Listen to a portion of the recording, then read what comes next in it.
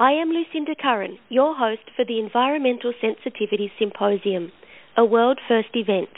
Today I have the pleasure of introducing you to Cyril Smith. Hello Cyril, how are you? Hello there, Lucinda, fine.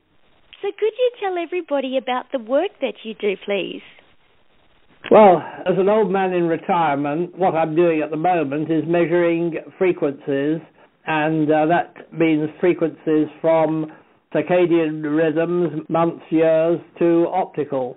And I have a look at their effects on living systems, and I find that living systems have natural frequencies going on in them. And as a sideline of that, problem that came to find me in 1982 is looking at the problems of electrically sensitive patients. And the sort of thing that is developing at the moment is that light seems to be modulated by biofields. So that is an interesting line. Could you tell us how it came about that you do the work that you do? In my background, when I left school in 1947, was working at radar research, and then I went to university and read physics, and then I worked on X-ray television at Imperial College. In those days, radiographers, radiologists used to drive around London wearing red glasses so they didn't lose dark adaptation, looking at a screen that was glowing under X-radiation coming through the patient. Then I wrote my PhD thesis while teaching physics, and then I joined Salford University, and the work going on there was in dielectric liquids, that is, insulating liquids, and I fitted into that some work on the electrical properties of biological materials, and I had written an abstract for a conference, and I said I was going to look at the electric and magnetic properties of these biological materials, and the student reminded me that we hadn't actually looked at any magnetic properties, so I said that, well, there shouldn't be any because water is non-magnetic, but we'd better look just to complete it. And, of course, we found some, and things developed from that, and I was fortunate in having cooperation with a theoretical physicist, Herbert Fröhlich, 30 miles down the road in Liverpool, and he was looking at amongst his three major areas. One of them was coherence, that is highly order in biological systems, and then we wrote something which Dr. Monroe and Dr. Ray in Dallas picked up and said, could I help with their electrically sensitive patients, which I've been doing since 1982. What fascinates you about this area? I think the answer to that is finding more about how nature works and why some persons can't cope with the electrical environment that we have around us. Cyril, can you tell us if you find working in your retirement actually gives you more scope in your work, more freedom in a sense? But the answer is yes. I don't have to convince the department to let me do what I want to do, and I don't have to raise funding bodies. And in retirement, I can look at the impossible, which I find is possible, but I miss students who ask awkward questions. It's just really interesting, given that you've been working in this field in different ways since 1947, since you finished school. You would have seen so many things change, so many discoveries, so many new understandings in all of that time. How was that? Yes, so it's stimulating that things develop, and sometimes things get overlooked and get rediscovered generations later. And I love the story that you were just sharing, whereby you were about to move on with what you were doing, and one of the students said, we haven't checked for the magnetic properties. It's the advantage of having students around. And so were there lots of instances like that in your career where somebody just asked one of those questions that took everyone in this whole new direction? No, I don't think in general it was a question of following where nature led us, the scientific results of one experiment. I mean, I am an experimenter rather than a theoretician, results of one experiment led on to measure something else. And so that was really where things happened. And as I say, in 1982, Dr. Monroe said, could I help her with her electrically sensitive patients? I said I didn't know, but I was willing to try. And the answer is yes, we found that they were sensitive to frequency and that I could do something to help them. That would have been exciting, wouldn't it? It was interesting and, as you say, exciting, except that when you're dealing with people, you don't have time to be excited. Have the problem of somebody who says, I'm ill, can you do something for me? That's true. But at least seeing that change is happening for them and, what's deemed too hard by many people is actually not. You can do something to make a difference. Well, yes, and in the course of the lecture, I'll try and point out some of those features. The conclusion, basically, is that the people with the chemical environment have techniques, and it seems that if you've got multiple chemical sensitivities, and I think in terms of patients that have perhaps more than 7 different chemicals that upset them, then I would expect to see them also upset by their electrical environment, because chemicals have a frequency signature and that can mimic the chemical, so that if they meet a particular frequency in the environment, the body reacts as if it's being challenged by a toxic chemical. But that's the compartmentalization of science, you see, that a chemical department doesn't necessarily talk to an electrical department in any meaningful way. Hopefully that would change over time, because it seems to be that integrated approach where you're looking at many factors where science is really finding the answers then. It will probably happen through the work on nanotechnology. That, I think, is probably the way that people will find out these things. And could you tell us a little bit about the book that you wrote, please?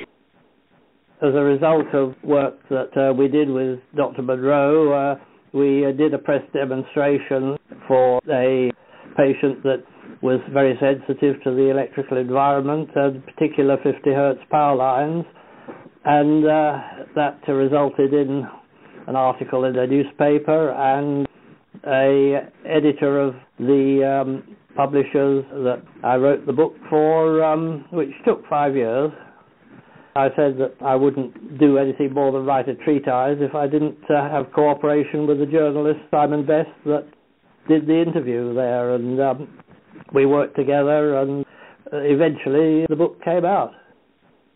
That's amazing. And I know it's out of print at the moment. Is there any hopes of bringing it back, reviving it so people see it? I've got the updates and things in the computer, and I have digitized it, but so many other things keep taking me away from finishing it off that it's still in the computer memory.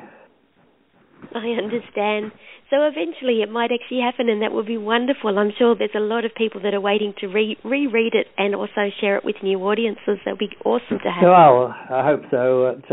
As a matter of interest, when the first edition that went to Australia didn't sell very much, and the books came back and were pulped. Oh, really?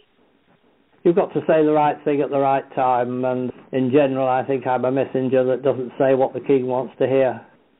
Well, that's part of your maverickness, isn't it? It's really you being you and telling the truth. I can afford to, because I'm retired. Exactly. And I think it is what you say, people need to be ready to hear it. It needs to be almost acceptable. But I think if you've got a truth to tell, if you've got something to share, you should share it, and it'll hit the right spot for some people, and they'll go, oh, thank goodness, now it makes sense. Said it in the book, but, it didn't make headlines.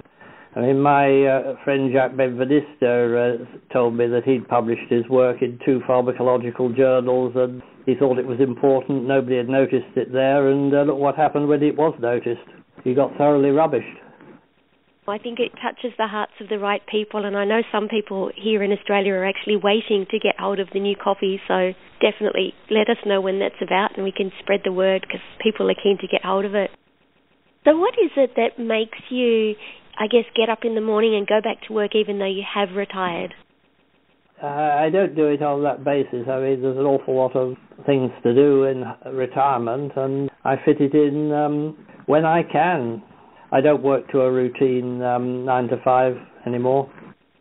Retirement is meant to be about doing what you feel like doing, but at least there's a lot more freedom to do the work that you want to do. You don't have any limitations. You're not answering to anyone. I don't have to help a university department raise funds, for example. That would be liberating, I'd imagine.